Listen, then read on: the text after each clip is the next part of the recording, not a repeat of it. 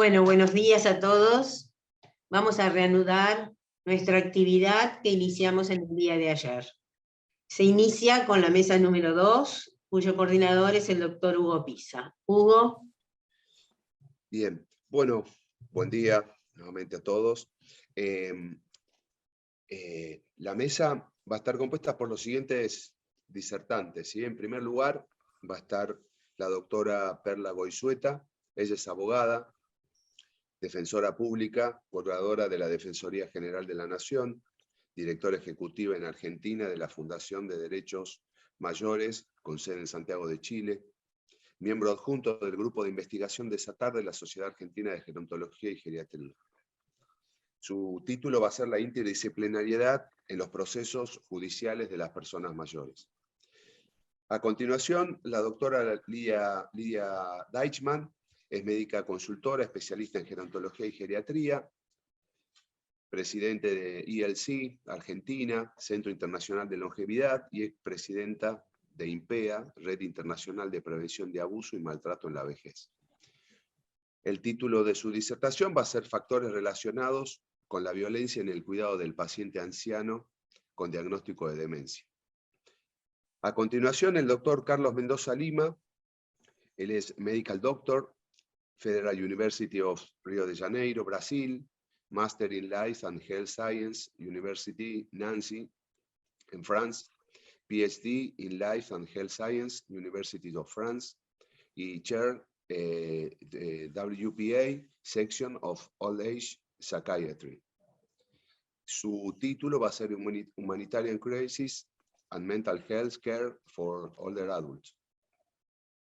Y por último, el doctor Paulo Teitelbaum. Él es médico psiquiatra, perito forense psicoanalista, magíster en psiquiatría forense por la Universidad Nacional de La Plata, coordinador del Departamento de Psiquiatría Forense de la Asociación de Psiquiatría en Brasil, perito psiquiatra oficial del Estado en el Instituto Psiquiátrico Forense de Porto Alegre en el periodo de 1988 a 2018, en las funciones de perito, supervisor de peritos, director de peritaje y ética y director general. Su título va a ser Violencia contra las personas mayores, factores a considerar para su detección y manejo en la atención multidisciplinar, aspectos clínicos y psiquiátricos forenses. Perla. Hugo, presentate vos y presenta a Marcelo.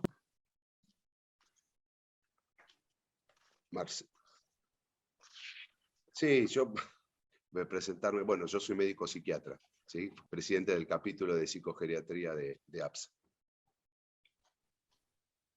Y el secretario es el doctor Marcelo Portas, abogado de la UBA. Sí.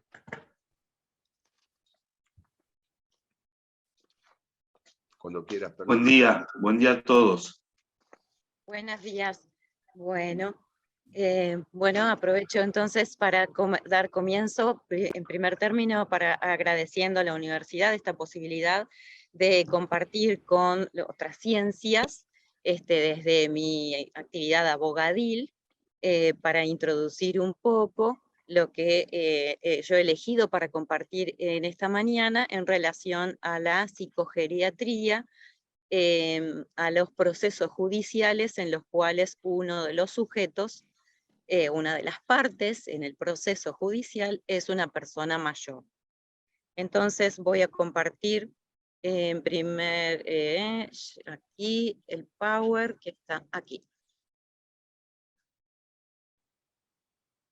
¿Así está bien? ¿Podemos verlos todos? Sí, sí. Bueno, entonces, como les decía, el título que he elegido para compartir con ustedes es la interdisciplinariedad en los procesos judiciales en garantía de la mejor defensa o en garantía de los derechos de las personas mayores. La interdisciplinariedad nos llega a nosotros a través especialmente a nuestra República Argentina, especialmente de la mano de la Convención de los Derechos de las Personas con Discapacidad, que es un tratado, es el primer tratado de derechos humanos de este siglo en el sistema universal de la ONU, que nos plantea ya en el 2006, cuando Argentina la aprobó, y practicó ese acto complejo que nuestra Constitución Nacional exige para introducir un tratado internacional en nuestro derecho interno, hasta el 2014, que fue otorgada la jerarquía constitucional de ese tratado. La convención nos trae esta idea de el trato a los abogados y a todos los operadores administrativos y judiciales puntualmente con la interdisciplinariedad, ¿no? Porque trae este nuevo modelo de discapacidad en derecho, ¿no? En el ámbito jurídico, relacionado con el modelo social que le han llamado, poniendo en cabeza, sacando ese modelo puro biológico del diagnóstico médico en una discapacidad de la sociedad o de la comunidad, en no brindar las posibilidades, por ejemplo, la rampa para una persona con discapacidad motriz, o un aro magnético para una persona con discapacidad auditiva. Entonces lo coloca a esa discapacidad en una barrera de la sociedad, a la persona con discapacidad, para poder ejercer sus derechos en igualdad de condiciones que todos los demás. Entonces allí, por el año más o menos 2006, es donde los abogados tuvimos que comenzar a estudiar de nuevo, de alguna forma, los que ya estábamos formados con algunos años atravesados, en otro modelo, ¿no? Eso parece teóricamente bastante entendible, pero a la hora del territorio, de la práctica del campo, fue siendo un poco difícil, pero con el correr de los años hemos ido aprendiendo algunas herramientas para poder interactuar, y una de ellas es cómo se integran los distintos saberes para garantizar esa interdisciplinariedad que nos exige la Convención. Después fue plasmada por la Ley de Derechos del Paciente, que ustedes deben conocer mucho mejor que yo tal vez, la 26529, también la Ley Nacional de Salud Mental, que son dos leyes acá en nuestro país, Argentina, de alcance nacional, o sea, para toda la República Argentina, que tienen que aplicarse, sin perjuicio que en el año 2015 nuestro Congreso sancionó la unificación de los códigos civil y comercial, también de alcance nacional, donde fue receptado en forma expresa también en el artículo 31 como obligación de todos los estamentos estatales, o sea, Poder Judicial y todo el ámbito administrativo, digamos, de todos los organismos municipales, provinciales y nacionales, en el artículo 31, especialmente la garantía de interdisciplinariedad en el abordaje de la cuestión de la determinación de la capacidad jurídica de las personas. Esta integración de los distintos saberes es eso, es aprender a cómo trabajar en el abordaje de una situación o de una condición de una persona ligado a los actos jurídicos. Para ustedes el acto jurídico estrella, por supuesto, que es la declaración del consentimiento informado. Es el acto puro más ligado a las ciencias biológicas, o sea, a la medicina, que tiene la trascendencia y el impacto más directo. Para los abogados lo vemos en el alcance patrimonial, en todas las decisiones que tienen un impacto patrimonial, y en los derechos políticos, ¿no? En el sufragio, que en nuestro país es obligatorio, no solamente es un derecho, sino que es obligatorio, y hasta los 70 años, por lo menos, si la persona no vota, tiene una multa.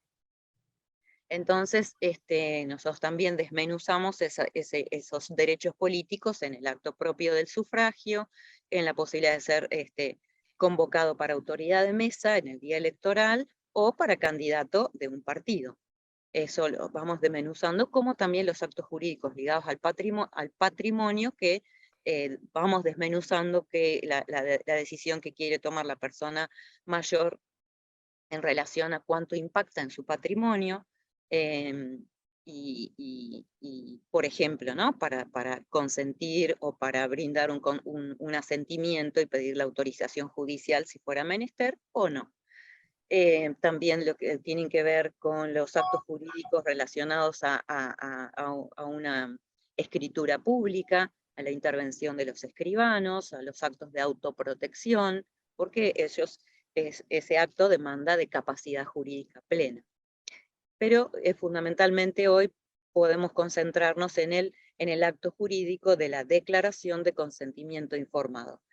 Las dos convenciones, o sea, los dos tratados que nos convocan hoy, puntualmente, que Argentina se obligó, es la Convención de Derechos de las Personas con Discapacidad, como dije antes, que es una convención internacional, y la Convención del Sistema Regional, que es de la OEA, que es la Convención Interamericana sobre la Protección de Derechos Humanos de las Personas Mayores.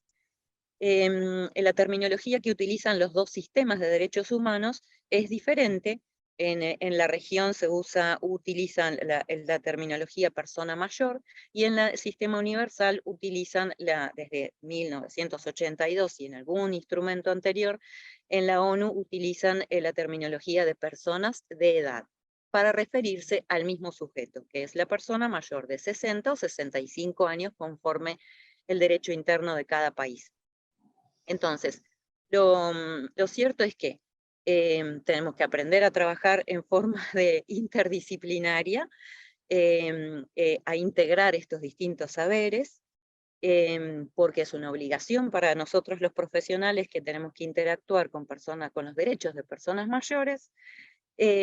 Nuestro ordenamiento jurídico lo toma como una garantía de la aplicación del resto de los derechos, y lo que nos compele es a tener un enfoque, un prisma, una posición, un calibre de derechos humanos. Ustedes saben que el sistema de derechos humanos comienza después de la Segunda Guerra Mundial en el sistema universal, y fue avanzando y evolucionando con distintos tratados específicos hasta este último que nosotros tenemos, que es después de muchísima elaboración de la intervención de la filosofía, de la bioética en la década del 60, muchísimo de la filosofía para traernos esos argumentos de los datos diferenciadores de cada colectivo vulnerable. Entonces se van ir plasmando en forma expresa, no solamente garantías de derechos humanos en forma general para las personas por el solo hecho de ser humanos, sino esos datos diferenciadores de niños, de mujeres, de población indígena, de lesa humanidad, de desaparición forzada de personas con discapacidad, de personas mayores. Por supuesto, nuestro país tiene 9 tratados de derechos humanos incorporados a la Constitución Nacional y las 2 declaraciones universales de derechos humanos. Para hacerlo un poco ilustrativo, que para estar seguros de qué es lo que hemos estado trabajando los últimos por lo menos 15 años, es que cuando hablamos de interdisciplina no hablamos de esto, de una persona sola, sea cual sea la profesión. Por supuesto que cada uno tiene su expertise, pero lo que sí nos demanda el ámbito jurídico es que aprendamos a trabajar en forma interdisciplinaria, cada uno con su expertise, pero interaccionando y respetando, por supuesto, cada una de las incumbencias, que en mi opinión es una de las aristas más difíciles para trabajar. Pero lo cierto es que los distintos saberes, y bueno, ya el hecho de estar juntos hoy significa que yo estoy convencida que necesito de su voz autorizada, y entiendo que ustedes también, de escuchar este vocabulario más abogadil, ¿no? De derecho, para poder llegar al foco, que nuestro foco sí siempre es tratar de trabajar en pos del mayor bienestar del paciente para ustedes, el defendido para mí, o la cliente, en el caso de los abogados particulares, ¿no? Y el juez. Lo cierto es que siempre tenemos que tener en cuenta la singularidad del sujeto, eso es lo que nos dicen los filósofos en todo aspecto, y en el caso del persona mayor también, que es ese dato diferenciador. Nosotros tenemos un abordaje en forma interdisciplinaria, pero el paciente, el cliente, es un sujeto con su singularidad, con su universalidad, con su maravillosa humanidad. Para eso tenemos que pasar por distintos prismas o distintos enfoques. Si tuviéramos una cámara de fotografía, como puse ahí la fotito del lente, que tiene que ver con qué nos traen los derechos humanos, la perspectiva de género, la perspectiva de vejez y la perspectiva de la diversidad, tener en cuenta la diversidad no solamente en vejez, sino en la discapacidad entera. Sino otro de los prismas que tenemos que pasar o enfoque es la dignidad. Que la dignidad es un concepto que no ha sido significado por las ciencias jurídicas, sino más por los filósofos, ¿no?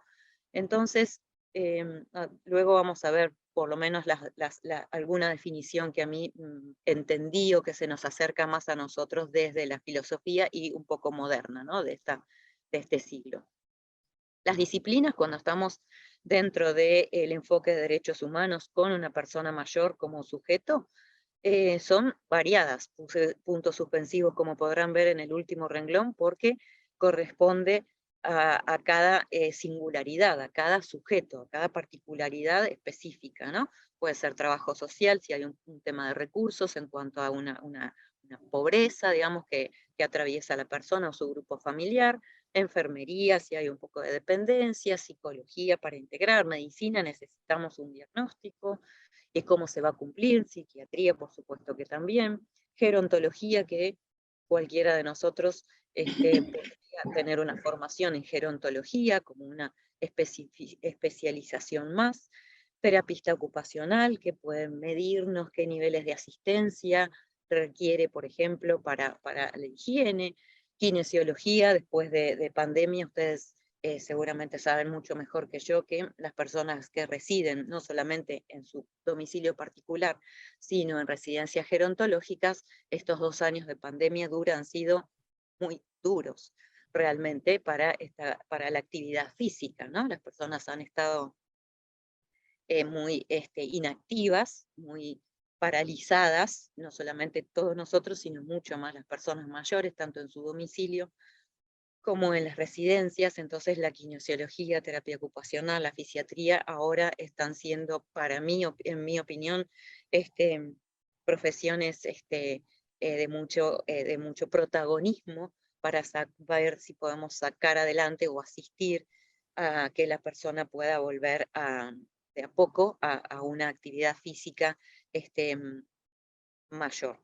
Y los abogados, porque como decíamos al principio, todo lo que tiene que ver con la salud se trata de un acto jurídico con una trascendencia que tiene de todos los tratados de derechos humanos y también del derecho interno propiamente dicho, está expresado puntualmente en el Código Civil y Comercial, en la ley especial, porque nuestro Código Civil y Comercial, a pesar de que es posterior a la Ley de Derechos del Paciente, que es del 2012, la 26529, nuestro código tiene normativas de prelación normativa que nos hace ir a la ley especial. Entonces tenemos el artículo del Código Civil y Comercial que nos exige ir a la ley especial, tanto de derechos del paciente, donde tenemos todo un capítulo de historia clínica, por ejemplo.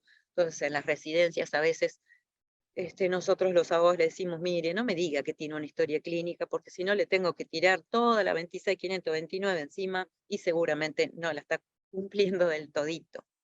Sino dígame que tiene un legajo médico, donde pone qué medicación tiene, qué diagnósticos, cuáles son los laboratorios últimos, y un legajo social, donde están los nombres de los parientes, donde está la credencial de la obra social y demás. Pero bueno, esas leyes específicas también las tenemos que aplicar cuando hablamos de consentimiento informado. Para que ustedes tengan... Tenemos ¿sí? 2 minutitos. Queda. Bueno, les voy a compartir y dejar este power, así que lo voy a pasar sumamente rápido. Esta es la pirámide jurídica de orden de cumplimiento, qué leyes primero tenemos que cumplir los abogados y les vamos a exigir a toda la comunidad, ¿no? Los sistemas que conversé antes, el universal, el Código Civil, la ley nacional. Después dónde está parada la Convención de las Personas Mayores de la OEA, digamos, para que ustedes tengan en cuenta que no están derogadas estas leyes que los incumben directamente a las profesiones de ciencias biológicas, sino que la jerarquía es superior. Después, bueno, dignidad, un acercamiento a un concepto que yo elegí. Ahí tengo la fuente en la siguiente Power, que es una cualidad que todo hombre y toda mujer tiene por el hecho de serlo y en virtud de la cual el resto de la humanidad le debe algo, que es respeto. La dignidad es un principio para todo el ordenamiento jurídico y también para las profesiones de las ciencias biológicas como las de medicina y demás. Lo contrario a dignidad, como yo me especializo un poco en derecho de la vejez y en sujeciones, en esta obligación que nos trajo la Convención del sistema regional de la OEA, que tenemos como país que erradicar la aplicación, el uso de sujeciones mecánicas de las personas institucionalizadas, puse esa fotito que es ilustrativa en cuanto a una sujeción mecánica. Una de las herramientas que tenemos los abogados es para trabajar con personas mayores es el tiempo. El tiempo es distinto el que tenemos que dedicarle en todo. No podemos fijar una audiencia en nuestro despacho a las 8 de la mañana sabiendo que la persona vive a 40 minutos de tren o de subte o de cuando sabemos que necesita una persona mayor más tiempo que una persona, un adulto joven sin una discapacidad.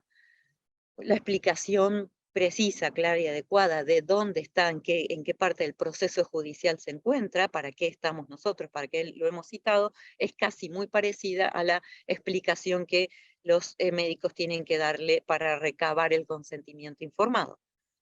El trato digno, que es la consecuencia directa de la aplicación del principio de dignidad, entonces saber en qué entorno tengo, si usted, doctor, le va a recetar 3 diálisis semanales, tenemos que ver si ese entorno va a ser posible el cumplimiento de las 3 diálisis semanales, porque si de primera saben que no se va a poder cumplir, hay que formatear, diseñar de otra forma ese tratamiento, si no, de una se sabe que no lo va a poder cumplir.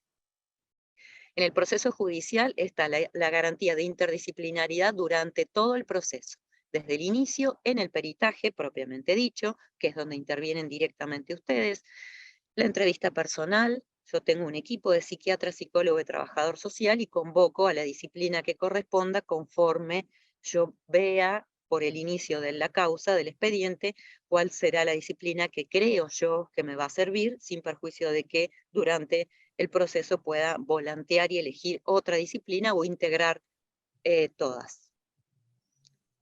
Como les decía antes, el uso de sujeciones prolongadas de personas mayores está directamente ordenado por la Convención, que nuestro país lo tiene que erradicar. Ya la Convención tiene 5 años, en enero del 2017 entró en vigor, por lo tanto es hora que nos pongamos a pensar seriamente en cómo la vamos a erradicar y empezar a cumplir la erradicación propiamente dicha. ¿Por qué? Porque, según me han enseñado las disciplinas de la medicina, de la terapia ocupacional, de la gerontología, no constituyen un tratamiento médico, no son un tratamiento de salud, no constituyen un trato digno de la persona mayor, no constituyen un trato digno de quien la aplica, porque vieron que la dignidad alcanza al sujeto de persona mayor y a quien trabaja con él, como somos ustedes y yo, porque su finalidad no es el alivio de un dolor ni la cura de una enfermedad, porque hay evidencia científica comprobable, digamos, evidencia de que no evitan las caídas, porque, bueno, ahí les dejo este power. Y porque justamente al atravesar este estudio hemos encontrado que otros países que han comenzado antes que nosotros, como España, Japón, a trabajar la erradicación del uso de sujeciones, existen alternativas y que no es que sean tanto más caras, y especialmente también porque han descubierto los más de 30 efectos adversos que tiene el uso de sujeciones. Nada más.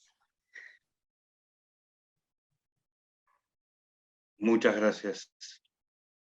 Bueno, cualquier pregunta pueden hacerlo por mail si quieren o quedo abierta para compartir.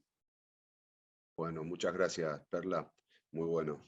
Gracias a ustedes. Siempre, como siempre. Yo hoy les voy a hablar un poco de qué pasa, digamos, no desde el tratamiento médico, sino qué pasa con cómo tenemos que trabajar o enfocar el tratamiento de los pacientes mayores con diagnóstico de demencia, estén ellos internados o no estén internados.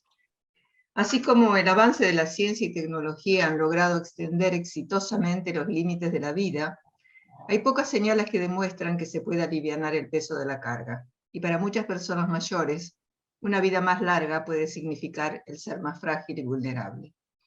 El cuidado que requieran generará cuestionamientos sobre dependencia, autonomía, obligaciones y compromisos y las complejas relaciones entre los ancianos y aquellos que en la comunidad los sostienen y los cuidan. Lamentablemente, cuidar no es suficiente. La percepción del peso de la carga podría relacionarse con el sentimiento de pérdida que puede experimentar el cuidador. Pérdida de la interacción social y el uso de su tiempo libre y personal, la relación entre demanda objetiva de su rol y subjetividad de la percepción de la carga, que pueden no ser necesariamente coincidentes, pérdida del intercambio afectivo y una extrañeza por lo que el paciente fue o significó para la persona que lo cuida. Problemas que tienen que resolver y hacerse cargo, y los verdaderos costos de estas cargas asociadas, los mecanismos de coping que utiliza el cuidador para enfrentarse a esta nueva crisis vital en su vida cotidiana, el conflicto familiar, el conflicto laboral y posiblemente una nueva situación financiera. Los cursos de capacitación y grupos de apoyo tendrían que ser el lugar indicado donde los cuidadores pudiesen expresar sus necesidades emocionales, legalizar sus sentimientos, enojos, resentimientos, culpas, sus amores y sus odios, todos sentimientos inherentes a la condición humana. Los factores de riesgo de la violencia desde el año 2002, nosotros los establecimos en la Organización Mundial de la Salud a través de un modelo ecológico, elegido porque permite explicar las interacciones que se crean a través del sistema, de los sistemas múltiples por intermedio de los factores individuales, interpersonales, societarios y los relacionados con el contexto social. ¿Cuáles serían los factores de riesgo en el anciano vulnerable?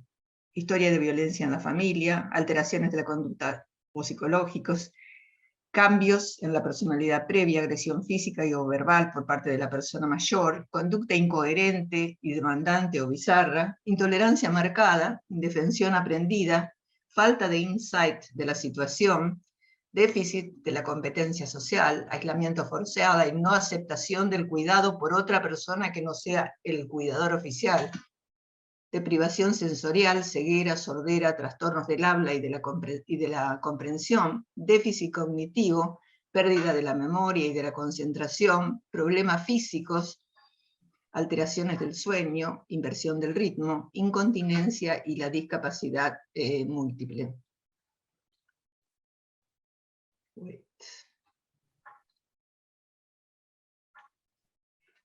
¿Cuáles son los otros factores más de riesgo en el cuidador? Trabajador agotador, sin descanso, falta de espacio vital, tiempo personal y privacidad, cuidador dependiente del anciano en hábitat y o económicamente, este es uno de los más validados internacionalmente, sentimiento de aislamiento psicosocial, percepción de necesidades básicas no satisfechas e inversión del rol parental.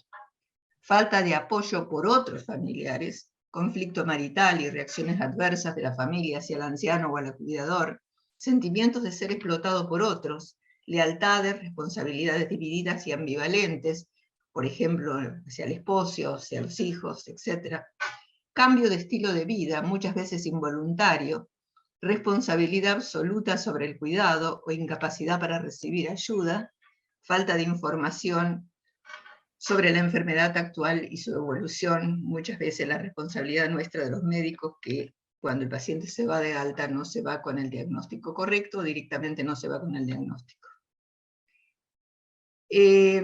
¿Cuáles son hasta el día de hoy, los 3 factores validados de riesgo en el cuidador: las falsas expectativas sobre las capacidades del anciano, la demanda permanente y excesiva por parte del anciano, y la enfermedad física y o mental del cuidador, como es la adicción y o el alcohol.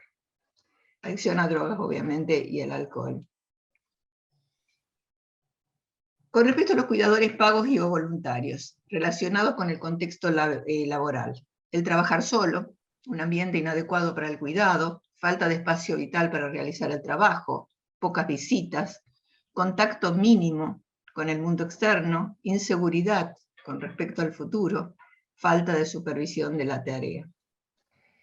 Factores que contribuyen en la técnica del empleo y en la práctica: mala selección del personal, falta o escaso entrenamiento, apoyo insuficiente y o falta de supervisión, remuneración baja y malas condiciones laborales, subestimación del personal y o de los voluntarios, poco personal e insuficientes materiales de trabajo.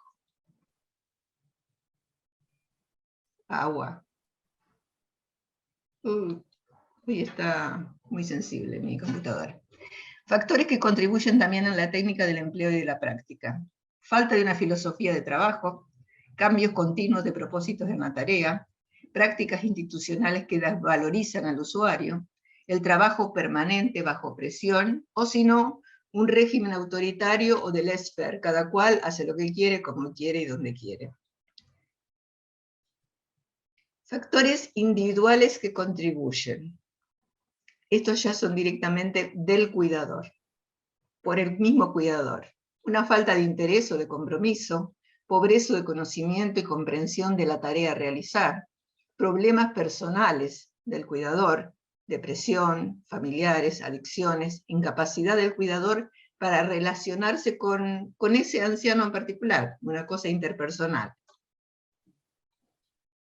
Factores relacionados de riesgo con el contexto social. Bueno, ahí tienen que ver, estos también fueron validados, son las normas culturales y sociales, el aislamiento, los mitos y los prejuicios y las imágenes negativas de la vejez. Todos esos después, digamos, la OMS lo publicó.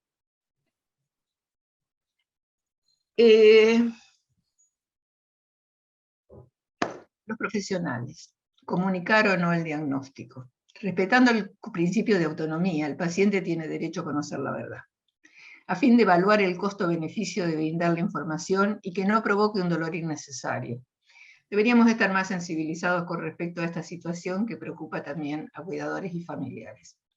La autonomía se refiere a la capacidad de autodeterminación del individuo para poder realizar sus propias elecciones y su posibilidad de actuar libremente de interferencia por otros y aún por sus propias limitaciones. Las personas mayores pueden sentir que la información y las opciones que les ofrecemos están dictadas por un sistema de valores a los cuales ellos no pueden o no quieren suscribir. Será de vital importancia entonces que cuando los principios éticos y morales del profesional jueguen un rol significativo en el cuidado de su paciente, esto se explicite. Así que, si no se estuviera de acuerdo con la terapia propuesta, pueda entonces buscarse otras opciones. La toma de decisiones compartidas requiere que el profesional busque no solo entender y resolver las necesidades de su paciente, sino también proveerle de alternativas razonables para poder elegir lo que él verdaderamente prefiera. En estadios tempranos de la enfermedad pueden plantearse la siguiente problemática. ¿Puede manejar su propio dinero y decidir sobre cuestiones financieras? ¿Puede conducir su propio auto? ¿Puede ocuparse de las tareas referentes a la vida cotidiana? ¿Puede realmente quedarse solo en su casa sin correr posibilidades de riesgo? El profesional puede ser de gran ayuda para evaluar objetivamente la situación personal del paciente y que las decisiones de promover o restringir las actividades sean sustentadas sobre una base firme, coherente y obviamente profesional. Asesorar sobre las estrategias posibles para lograr mantener una mayor independencia, pero que no comprometa o ponga en riesgo la seguridad del paciente. Es un compromiso profesional y obligación moral para todos nosotros, geriatras responsables, informar a nuestros colegas, pacientes y familiares sobre las expectativas que sean realistas y luego ser consistentes en relación a lo que previamente aconsejamos. La culpa de la familia y su ocasional ambivalencia nos hace a veces evitar lo que uno, profesional y éticamente, consideraría un manejo más humano y adecuado.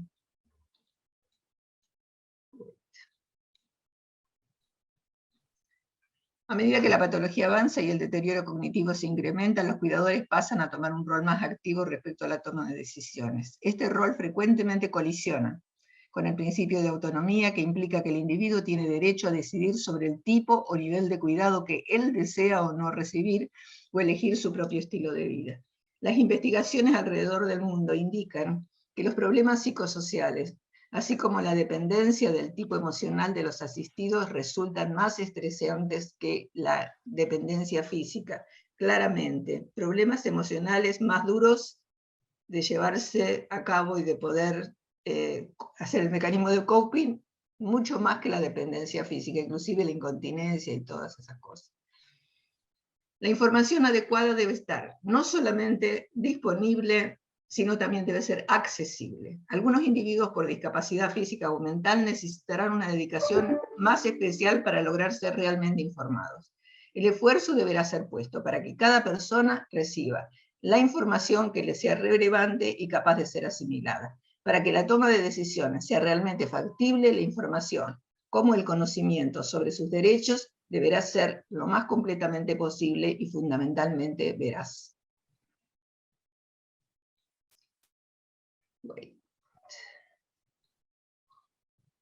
La información debe ser no solamente disponible, sino que debe ser accesible. Algunos individuos por discapacidad física o mental necesitarán una dedicación un poco más especial para lograr ser realmente informados, y el esfuerzo deberá ser puesto para que cada persona reciba la información que le sea relevante y capaz de ser asimilada. Esto ya lo dije. Para que la toma de decisiones sea realmente factible, la información como el conocimiento sobre sus derechos deberá ser lo más completo posible y fundamentalmente veraz. Bueno, listo, lo siento si lo dije.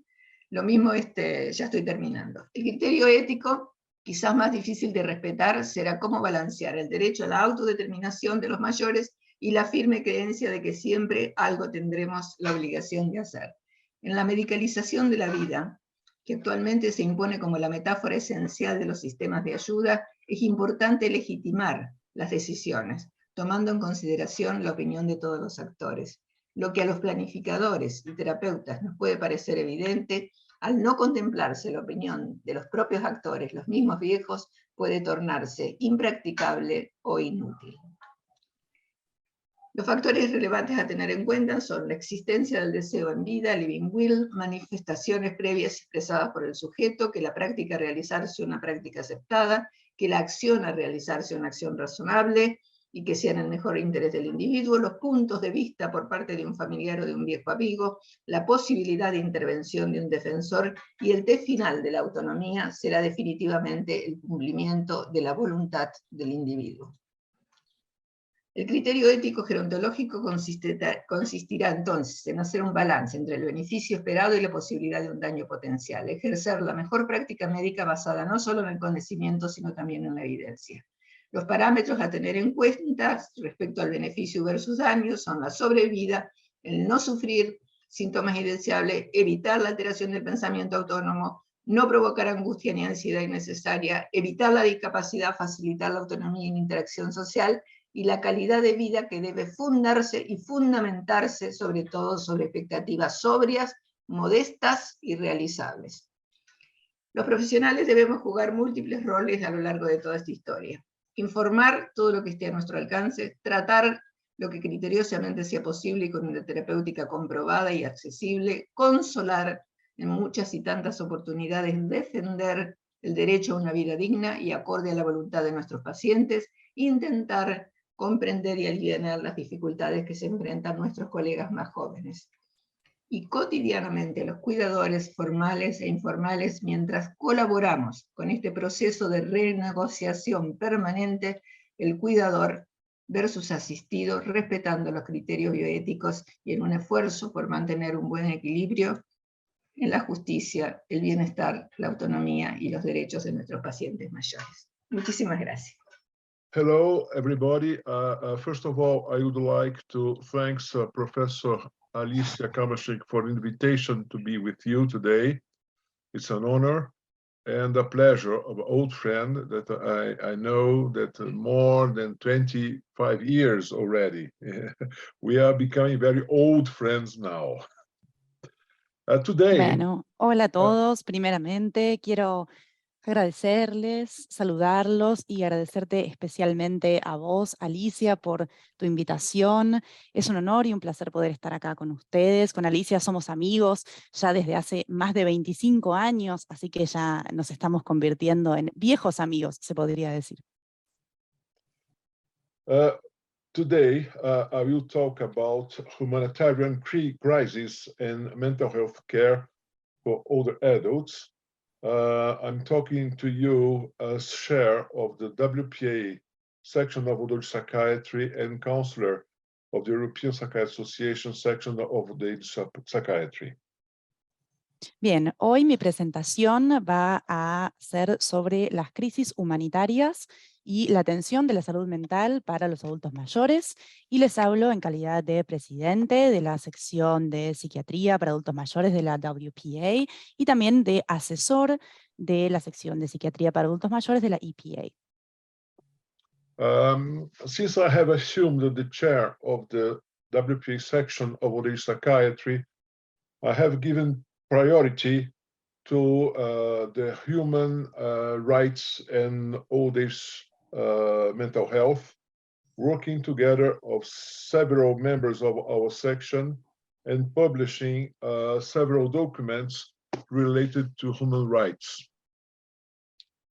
Bien, desde que asumí como presidente de la sección de psiquiatría para la tercera edad de la WPA, es decir, la Asociación Mundial de Psiquiatría, decidí dar prioridad a las cuestiones de salud mental en las personas de la tercera edad, junto con los miembros de los demás miembros de la Asociación Mundial de Psiquiatría y también a través de publicaciones y documentos, ¿no?, que versan sobre estos temas.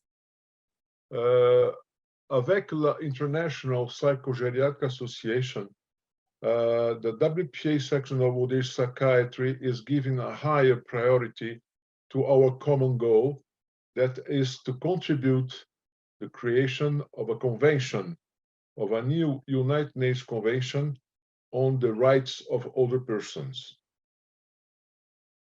Bien, y la sección de psiquiatría para adultos mayores de la Asociación Mundial de Psiquiatría lo que está haciendo es dar prioridad a nuestro objetivo común, que el objetivo es crear una nueva convención de las Naciones Unidas sobre los derechos humanos de los adultos mayores, ¿no? Crear una convención nueva en este marco.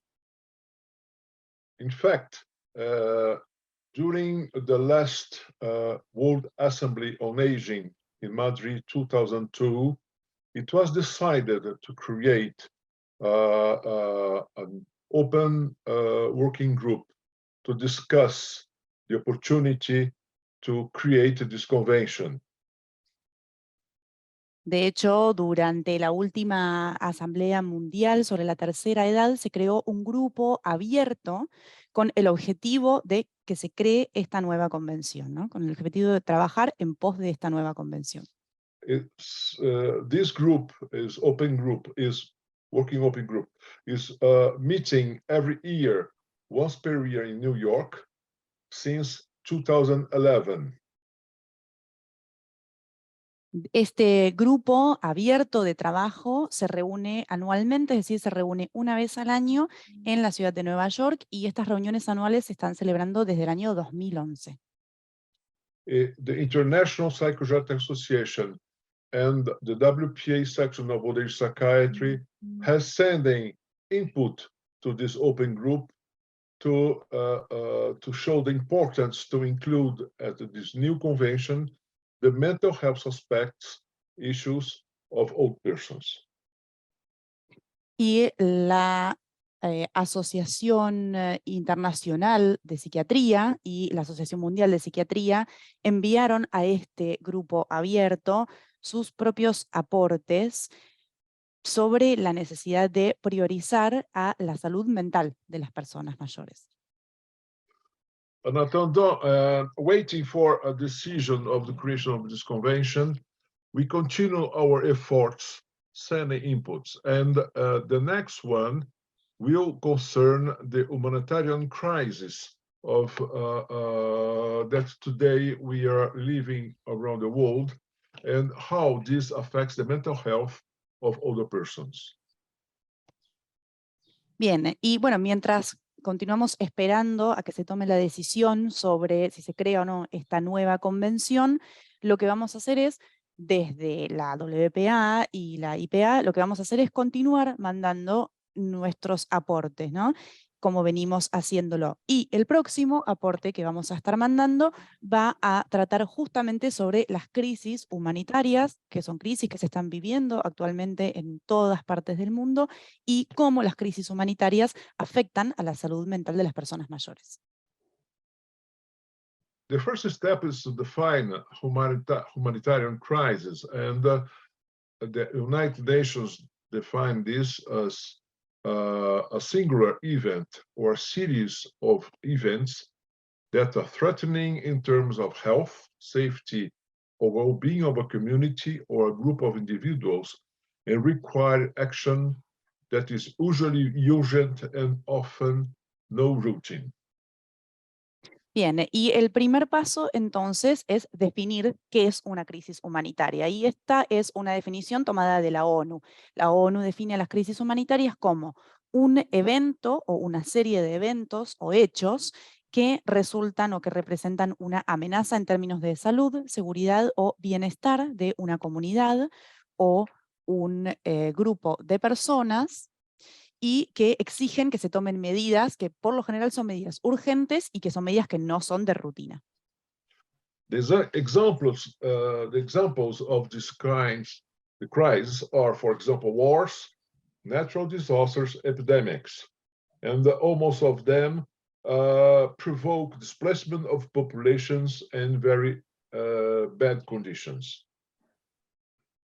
Bien, y acá tenemos algunos ejemplos de crisis humanitarias, ¿no? Tenemos los primeros tres que son ejemplos concretos de crisis humanitarias, por ejemplo, guerras, desastres naturales o epidemias, y todas estas tres tipos de crisis provocan la necesidad de poblaciones desplazadas, ¿no? Provocan el desplazamiento de poblaciones. In the case of the displacement of population, this is a special issue for us when you have to consider the situation of a vulnerable population that is the old persons, because very often to displace older persons is very delicate. Their vulnerability may cause this very dangerous for them, but on the other hand, the majority of the population displaced are often adults and children that left behind old persons in the field of wars or the natural disasters. They alone. Bien, y en el caso de las poblaciones desplazadas son algo a lo que hay que prestar especial atención cuando estamos pensando en los adultos mayores. Y esto se debe a varios motivos, ¿no? Principalmente, bueno, porque desplazar a personas mayores siempre es delicado, porque estas personas tienen situaciones de vulnerabilidad y además es difícil para ellos y ellas desplazarse, pero además esto se debe a otro factor que tiene que ver con que la mayoría de las personas desplazadas son adultos y niños, y estas personas cuando se desplazan dejan abandonados o dejan sin cuidado a los adultos mayores. The recent World Mental Health Report 2022 of WHO shows that about 3.4% of the global population were estimated to need humanitarian assistance. And more, 20% of this population is affected by mental disorders. Today, 1.1% of the global population worldwide were forcibly displaced during 2021. Bien, el último informe de salud mental de la Organización Mundial de la Salud, que es el informe que se publicó en 2022, en este año, muestra que el 3,4% de la población mundial, se calcula que este porcentaje de la población mundial necesitó asistencia humanitaria. Muestra también que el 20% de las personas que viven en lugares afectados por crisis humanitarias padecen de trastornos de salud mental, y demostró también que el 1,5% de la población mundial se vio desplazada a la fuerza durante el año 2021. The vulnerability of people with severe mental health conditions during humanitarian crisis is defined by the fact that there are inevitable disruption to all health service, increased risk of human rights violations during humanitarian emergencies, and finally, increased risks for worse outcome of mental health conditions and to the onset of the new ones. Bien, ¿por qué hablamos de que las personas con afecciones o trastornos de salud mental tienen más vulnerabilidad durante una crisis humanitaria? Bueno, esto se define por estos tres factores, ¿no? Primero, porque se ven, ante estas crisis, los servicios de salud se ven interrumpidos, inevitablemente. En segundo lugar, porque hay un mayor riesgo de que se produzcan violaciones de los derechos humanos durante las emergencias humanitarias. Y en tercer lugar, porque también aumentan los riesgos de que las afecciones o los trastornos de salud mental tengan un peor discurrir, un peor desarrollo, ¿no? Y que también aparezcan o surjan trastornos nuevos. So the risk for mental health during humanitarian crisis for old people comes from the lack of access to basic service, violence and losses they may have, the deprivation of liberty as violation of human rights, poverty, isolation, stigma and discrimination, overcrowding, food insecurity, the breakdown of family and social networks, uncertainty about the future, and exposure to epidemics.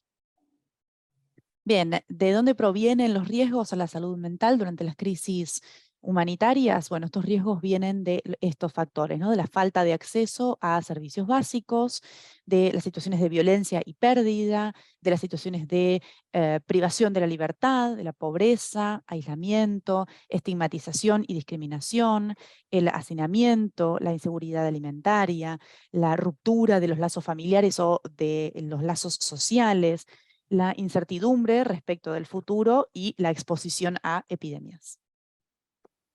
So the prevalence of mental health disorders in humanitarian crisis settings is very high. 22% said already of all mental disorders may be present. So depression, anxiety, post-traumatic syndrome disorders, bipolar disorder, schizophrenia.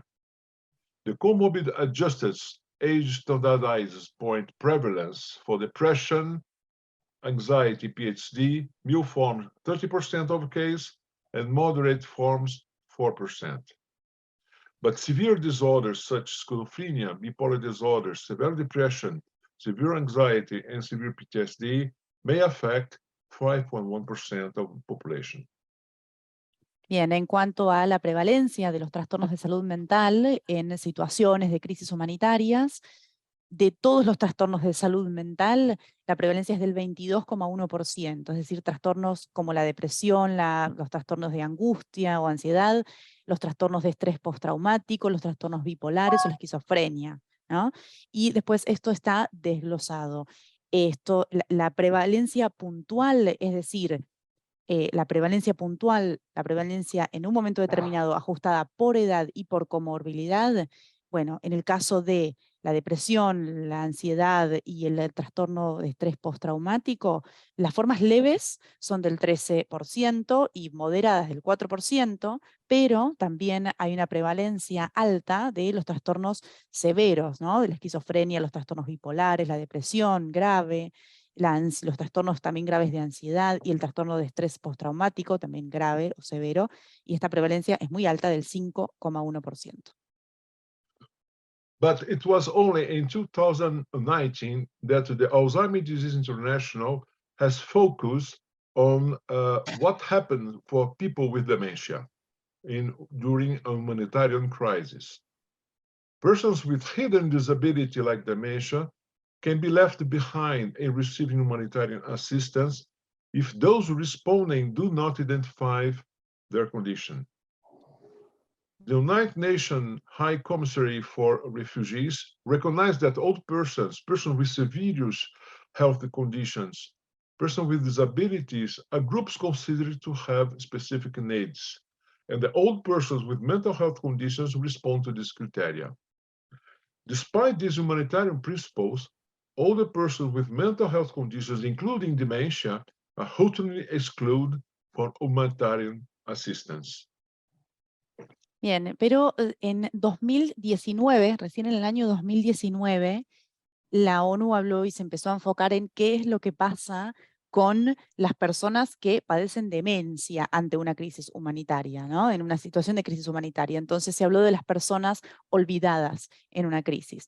Las personas con trastornos o discapacidades ocultas, se podría decir como la demencia, pueden quedar atrás, ¿no? Pueden quedar abandonadas y no recibir asistencia humanitaria si quienes responden no pueden identificar que estas personas padecen estos trastornos. El ACNUR, es decir, el Alto Comisionado de las Naciones Unidas para los Refugiados, reconoce que las personas mayores, las personas con trastornos de salud graves y las personas con discapacidades son grupos que se consideran como grupos de necesidades especiales. Y las personas mayores con trastornos de salud mental responden a estos criterios, es decir, forman parte de estos grupos de necesidades especiales. A pesar de que existen estos principios humanitarios, las personas mayores que padecen afecciones de salud mental, entre ellas la demencia, quedan excluidas sistemáticamente de la asistencia humanitaria. Fourthly, United Nations, the WHO has published some years ago a manual how to lead with this humanitarian crisis in terms of mental health. So the Mental Health Gap Humanitarian Intervention Guide is a very useful tool to respond how to lead these situations. This guide has first considered the general principle of care for people with mental, neurological, and substance use conditions, such as principles of communication, assessment, management, reducing stress and protection of human rights, and attention of well-being. The guide has models. These models are considering several different mental health issues that can be treated by this information. And as you can see on the right of this slide, the pyramid of care considers first social considerations and barrier service and security, the strengthening community and family supports, focusing psychosocial supports, and finally, creating clinical service for a proper response for care. Bien, la Organización Mundial de la Salud de hace algunos años publicó una guía sobre cómo abordar y cómo intervenir con servicios de salud mental ante una crisis humanitaria. Y como se puede ver acá en la parte izquierda de la pantalla, que es el índice, esta guía tiene, bueno, primero tiene principios generales para el cuidado de personas con trastornos mentales, neurológicos y trastornos de abuso de sustancias en entornos humanitarios. Entonces tiene principios de comunicación, de evaluación, de gestión, principios para reducir el estrés y fortalecer el apoyo social, y también tiene principios de protección de los derechos humanos y principios de atención para el bienestar general. Y lo que también tiene después son diferentes módulos que hablan de los diferentes tipos de trastornos, ¿no?, que existen y que tienen prevalencia en estos entornos. Y a la derecha de la pantalla lo que se puede ver es la pirámide de atención que, como se puede ver desde la base hacia arriba, prioriza primero las consideraciones sociales en los servicios básicos de seguridad, después la necesidad de fortalecer a las comunidades y dar apoyo familiar. Después, en tercer lugar, los apoyos psicosociales enfocados específicamente, y por último, los servicios clínicos. Perdón, ¿estarían quedando un par de minutos? Sorry, Dr. Lima, we have a few minutes left. La ADI also in its publication on Forgetting in Crisis has published recommendations, specific recommendations how to lead with people with dementia during this humanitarian crisis. You can see here in this slide, I will not read because the time is short. Bien, y esta guía también tiene recomendaciones.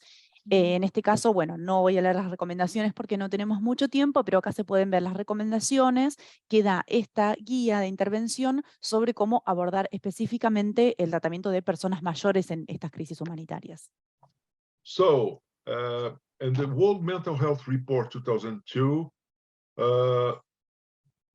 finally address the social and mental health impacts of emergency is thus not only part of humanitarian emergency preparedness, response, and recovery, but also a PUC building. So important to give care for people in humanitarian crisis to build peace, mainly in situations of war. Bien, y según el informe de salud mental de la Organización Mundial de la Salud, bueno, lo que hace el informe es abordar abordar el hecho de que hacer frente a los impactos de salud mental y los impactos sociales de las emergencias no es solamente parte de la respuesta y la preparación para las emergencias humanitarias y de las respuestas y la recuperación, sino que también es algo que contribuye a la creación y al mantenimiento de la paz. Es decir, que cuidar de estas personas ante las crisis humanitarias favorece la creación y el mantenimiento de la paz. So in conclusion, I can say that there is an urgent need of international commitment for planned humanitarian emergency that include individual and community social support for all adults with mental health conditions. This could be made in the United Nations Convention that I have mentioned. The current lack of inclusion of these older adults in humanitarian response constitute a clear violation of human rights. Humanitarian actors must provide assistance in accordance with the principles of humanity, neutrality, and impartiality. And these principles are essential elements of effective humanitarian coordination in respect of the human rights principles. Bien, y como conclusión, lo que podemos decir es que primeramente existe una necesidad urgente de que haya un compromiso internacional en materia de planificación para emergencias humanitarias, y que este compromiso incluya un apoyo psicosocial tanto individual como para las comunidades o comunitarios para las personas mayores que tienen trastornos de salud mental. En segundo lugar, bueno, podemos decir que este compromiso podría llevar la forma de la Convención de las Naciones Unidas sobre Derechos Humanos de Personas Mayores que mencioné anteriormente al principio. Y bueno, como tercera conclusión, que la falta de inclusión de estos adultos mayores en las respuestas humanitarias es claramente una violación de los derechos humanos de estas personas mayores. Como cuarta conclusión, bueno, que quienes responden ante las crisis humanitarias tienen que poder dar asistencia de acuerdo con los principios de humanidad, neutralidad e imparcialidad. Y como última conclusión, que estos principios son elementos fundamentales de una coordinación humanitaria efectiva. So to end, if you wish to continue to follow up us in our efforts to improve the human rights for all the people with mental disorders, become a member of the World Psychiatry Association section. Here are the instructions. You access the WPA webpage and choose section of old age psychiatry, and you can submit the expression of interest. Bien, y para terminar, si quieren hacer cualquier tipo de aporte que quieran para poder mejorar, digamos, estas consideraciones y para poder contribuir a la tarea de la WPA, de la Asociación Mundial de Psiquiatría, lo que pueden hacer es convertirse en miembros de la asociación. Entonces, acá están las instrucciones, es muy fácil, simplemente acceden al sitio web de la Asociación Mundial de Psiquiatría y en la sección de tercera edad o de personas mayores, ahí pueden hacer cualquier aporte que quieran hacer. And at the end, I would like to thank Samantha for the excellent translation that you make this presentation for people in Argentina much more clear. Thank you very much. Bien, y quiero agradecer a la intérprete por la presentación para que todas las personas de Argentina puedan acceder a todos los contenidos de la presentación de manera más clara. Gracias. Thank you, Dr. Lima. Samantha, yo Sí. quisiera que le agradezcas al doctor Mendoza Lima sus aportes internacionales, que siempre, siempre colabora con nosotros. Okay, thank you, Dr. Lima, for always providing international insights and point of view. Those are always very, very helpful to us. Thank you, thank you. Muchas gracias. Buenos días a todos. Entonces, antes que nada, yo quiero expresar mis agradecimientos a las doctoras Cavanchik, Blanc y por supuesto a la Universidad Maimónides por la gentil invitación que me permite estar aquí hoy con ustedes compartiendo este importante evento. Es para mí una real y gran satisfacción poder hacerlo. Así que hoy me toca revisar un poco con ustedes algunos aspectos de la violencia contra personas mayores, con énfasis sobre la evaluación, sobre el manejo y algunos aspectos clínicos y psiquiátricos forenses. Bueno, una primera cosa importante que todos la enfatizan, pero no cuesta enfatizarlo otra vez, es que todos los casos sospechosos o confirmados de abuso o violencia contra ancianos deben abordarse de manera multidisciplinaria. Como decía hoy la defensora que me ha antecedido, hay todo un conjunto de saberes interdisciplinarios que aportan elementos valiosos a la evaluación y antes de la evaluación a la detección de casos de violencia. Bueno, ¿y cuáles son los principales objetivos de actuación de un equipo multidisciplinario? Se pueden resumir como los 4 que están ahí: reconocer, tratar, garantizar y prevenir. Siempre en nombre del mayor interés de los ancianos. Un poco de epidemiología como para situarnos en el tema. Las tasas reales de incidencia y prevalencia de violencia contra los ancianos se desconocen, porque, como en otras situaciones semejantes, poco se diagnostican y poco se informa. A eso se agrega el hecho de que personas con deterioro cognitivo, con cuadros demenciales, generalmente se excluyen de las muestras. Así que esto trae un sesgo muy, muy importante que enmascaran en un grado muy elevado los resultados que se encuentran.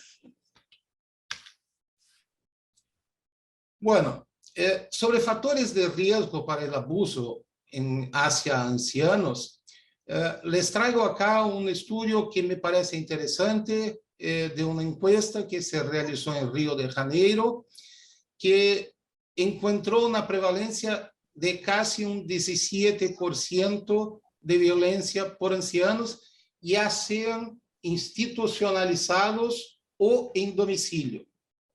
Es una tasa bastante alta. Y un dato interesante que me gustaría destacar para ustedes es que entre los predictores de maltrato hacia ancianos no se encontró asociación ni con la dependencia y en especial ni con la renta familiar. Así que hay que tener en cuenta, en contacto con situaciones sospechosas o confirmadas de abuso, pero en especial en las sospechosas, de que no es la violencia contra ancianos, no es un fenómeno relacionado a la clase socioeconómica. La vamos a encontrar en la población más vulnerable económicamente, bien así como en la población más afortunada económicamente.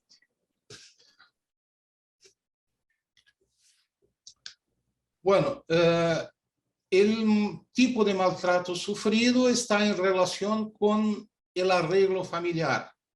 El vivir solo, exceptuándose las situaciones de desamparo y maltrato económico, está asociado con riesgo menor, así como vivir con esposo, en especial con hijos adultos, está asociado con riesgo mayor. Hay que tener especialmente en cuenta, y eso es consensual en la literatura. Día, si bajas la radio, no se escucha bien lo que decís porque tenés la radio muy fuerte. ¿La radio? ¿Yo? No. Acá Está bien, está bien. Alguien se desmuteó, pero ya está. Disculpe, doctor. Bueno. Me pareció que era para mí, así que... bueno, como decía yo, hay que tener especial atención con el grupo que se denomina de Oldest Old, que son las personas con más de 85 años, donde se sabe que hay una incidencia de cuadros demenciales que puede llegar al 50% en esta edad. Y son personas, por lo tanto, mucho más vulnerables y expuestas a sufrir violencia. En relación al género, lo que se ve en general es que los hombres están más predispuestos a sufrir maltratos, mientras que las mujeres están más predispuestas a sufrir los peores tipos de maltratos. Le hablaba de la presencia de demencia y hay un estudio de Estados Unidos que evaluó el perfil de ancianos víctimas de violencia y encontró un 50% de cuadros demenciales o deterioro neurocognitivo. Se habla también del maltrato recíproco que se puede imaginar. La doctora Deichmann habló algo de eso, ¿no? Cuando un anciano demenciado presenta un grado y un nivel de exigencia y demanda frente a familiares y cuidadores que también se puede configurar como violencia y abuso, y de ahí se tiene un rebote de violencia también contra el idoso, el anciano. Les hablo un poco ahora de algunas políticas en salud pública acá en Brasil. Hace como más de 10 años, los casos de sospecha o confirmación de violencia contra ancianos son de notificación obligatoria a la autoridad sanitaria. Está en la ley. Lo que pasa es que un gran problema para que se pueda aplicar adecuadamente la ley es que hay un desconocimiento importante, tanto de las víctimas, de las personas, de las familias, como también de los profesionales de la salud, de los locales y canales adecuados para que esa notificación, la notificación obligatoria, sea de hecho conducida. Esto, claro, por supuesto, es un factor de agravamiento de la manutención de la violencia o del abuso. Hay algunas orientaciones del Ministerio de la Salud de Brasil listando factores de riesgo como orientación a los profesionales de salud del servicio público que tienen contacto con personas mayores, ¿no? Así que patologías crónicas, estadios de dependencia, presencia de déficit neurocognitivo, cambios en el ritmo del sueño del anciano, algo que es común y es biológico, la presencia de incontinencias, impedimentos, disminuciones de movilidad y la necesidad de cuidados intensivos o apoyo para tareas simples del cotidiano. Bueno, les hablo ahora un poco de la excitación es que a cada tanto el panel de control del Zoom vuelve a ponerse sobre mi diapositiva acá y ahí tengo que tirarlo. Voy a destacar algunos puntos de atención cuando de la evaluación multidisciplinar de personas mayores. Naturalmente, y es un factor biológico que se ve en los ancianos en todas las áreas de su vida, es una progresiva disminución de la disposición y de la capacidad. Y eso también se expresa en su capacidad y o disposición de percibir y denunciar abusos, lo que es un factor importante en la repetición y potencial agravamiento de las condiciones. Otro aspecto muy importante en la evaluación de esas personas es la idea del anciano de que en caso de no tolerar la situación por más abusiva que sea, su única alternativa va a ser la institucionalización, que es algo para los que no tienen un deterioro ya muy importante de la capacidad neurocognitiva, es una perspectiva aterradora, ¿no? La privación de la vida social, ya sea por discapacidad propia del anciano, ya sea por problemas en los cuidadores y en la familia, es otro factor que obstaculiza la percepción de una situación de abuso o violencia. Doctor, tenemos 3 minutos. ¿3? 3, Opa. a ver. Sí. 3, 4, perdón. Bueno, 4. mejor, 4 mejor que 3. 4. Está bien, gracias. Bueno, no hay mucho más. Bueno, hijos y cónyuges y esposos, esposas en convivencia son factores de riesgo. Bueno, factores de riesgo por parte de los cuidadores y o familiares del anciano, antecedentes de enfermedad mental, ya lo mencionó la doctora Deichmann, trastorno por uso de sustancias, trastorno de la personalidad, están sí definitivamente asociados con violencia contra el anciano. Algo a tener en cuenta siempre, y esto vale para todos los profesionales de la salud, la síndrome del secreto intrafamiliar, que se ve presentes en todas las situaciones de violencia doméstica. Se habla mucho de eso en casos de violencia sexual contra niños, pero en casos de violencia contra ancianos, esto es un factor también muy importante. Y la violencia puede presentarse en cualquier forma y muchas veces en asociación. Un poco más aquí, hay que tener en cuenta que el riesgo, factor de riesgo, es diferente de causalidad. Así que quien evalúa tales situaciones tiene que tener cautela y ponderación, porque la presencia de factores de riesgo no es lo mismo que va a haber o que exista una situación de abuso.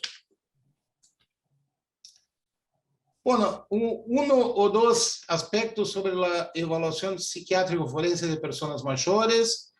El experto en estas situaciones hay que tener atención a posibles intereses y conflictos familiares, intereses oscuros que pueden derivar en situaciones de abusos.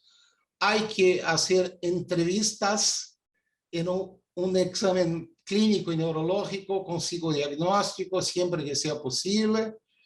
Buscar evidencias de la presencia de violencia o abuso en la interacción, observando la interacción de la persona mayor con familia u otros cuidadores y tal, y en especial la forma en que el anciano interactúa con el experto. Observar la presencia de colusiones entre familiares. Realizar entrevistas separadas con los ancianos y los cuidadores o familiares. Aclarar cuestiones de seguridad del entorno. La evaluación cognitiva es muy importante. Algunos signos que se pueden observar. El anciano queda solo por largos periodos de tiempo, no hay supervisión en actividades de riesgo, la ingesta de medicamentos es hecha de forma solitaria, sin supervisión. Hay una alta demanda por servicios de salud, lo que se puede comprobar por prontuarios médicos u otros documentos. Cuando se observa una ansiedad exagerada por parte de los familiares o cuidadores durante la evaluación, hay que prestar atención. Bueno, y aquí encamino el final. Algunas implicaciones de la violencia contra personas mayores. Mayor riesgo de psicopatología, morbilidad y mortalidad en situaciones potencialmente tratables, mayor riesgo de suicidio en situaciones crónicas o extremas de maltrato o abuso, y un brutal aumento del costo social por mayor demanda de los servicios de salud por adultos mayores víctimas de violencia y o descuido. Y así termino. Muchas gracias por su atención. Quedan ahí mis contactos y quedo a disposición. Gracias. Muchísimas gracias, doctor.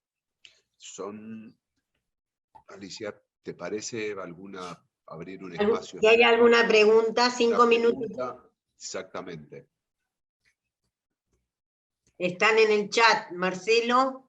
Sí, hay unas preguntas que le preguntan a la doctora Goizueta. Si La doctora Goizueta se tuvo que retirar. Sí, la pregunta sí. va a ir por mail. Claro, pero lo ha respondido la doctora. Sí. La pregunta, le preguntaban si todavía en las instituciones geriátricas de larga estadía la visita de defensores y auxiliares se ve como una inspección y no una como posibilidad de interdisciplina. ¿Qué se puede hacer al respecto en ese sentido? Y luego le han preguntado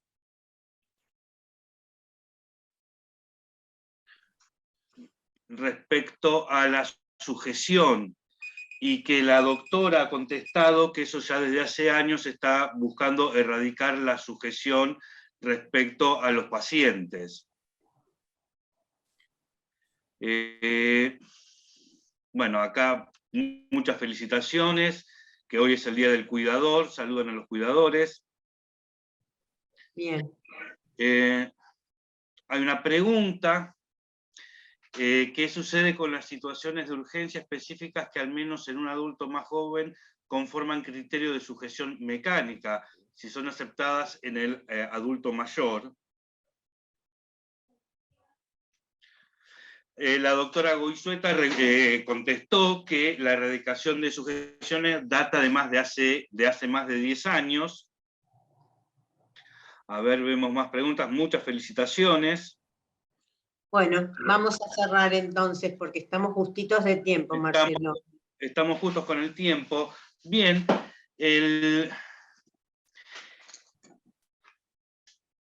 la doctora Goizueta hizo como a modo de conclusión, un enfoque de cuál es el marco normativo en la Argentina y que existen dos convenciones, una de ámbito internacional y otra de un aspecto regional, donde varían en la forma de denominación de persona mayor y de adultos, personas mayores y de personas de mayores de edad, que puede variar en mayores de 60 años o de 65, depende de la normativa de cada país.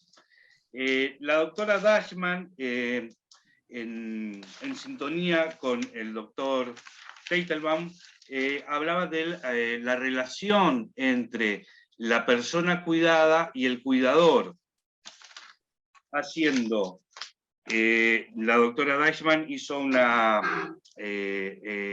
especial enfoque en que cuidar no es suficiente y que es muy importante esta relación que se da entre el cuidador y el cuidador, donde el cuidador muchas veces trabaja sin descanso, no cuenta con el apoyo familiar suficiente y hay un cambio en su estilo de vida.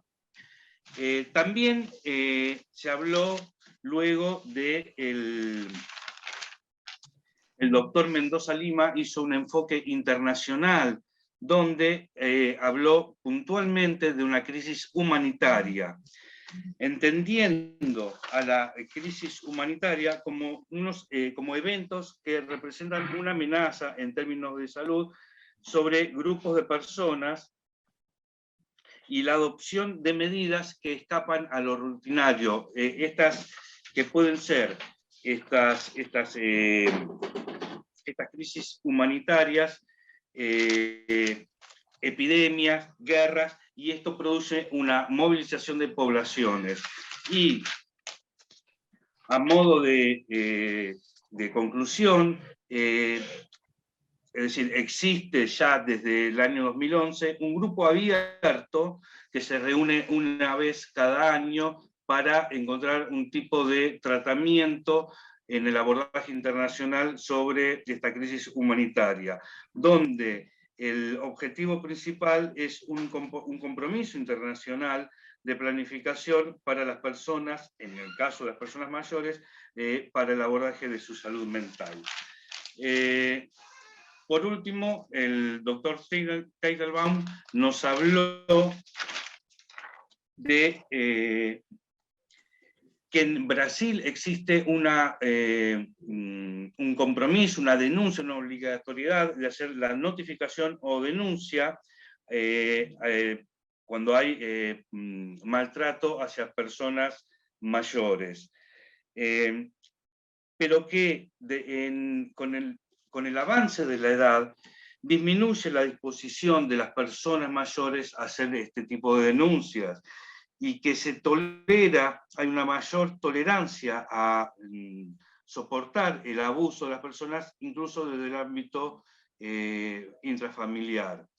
Y que un aspecto importante que marcó el doctor es que no depende necesariamente de un aspecto socioeconómico, que este abuso a las personas mayores se da tanto en grupos familiares con posibilidades económicas y que no necesariamente se debe dar en situaciones de pobreza. Esto es un marco de conclusión general de todo lo que se ha abordado en esta primera mesa. ¿Cerramos, Hugo? Agradecemos y cerramos. Bueno, nada más, muchas gracias a todos y bueno, a continuar con la siguiente mesa, ¿sí? Buen día.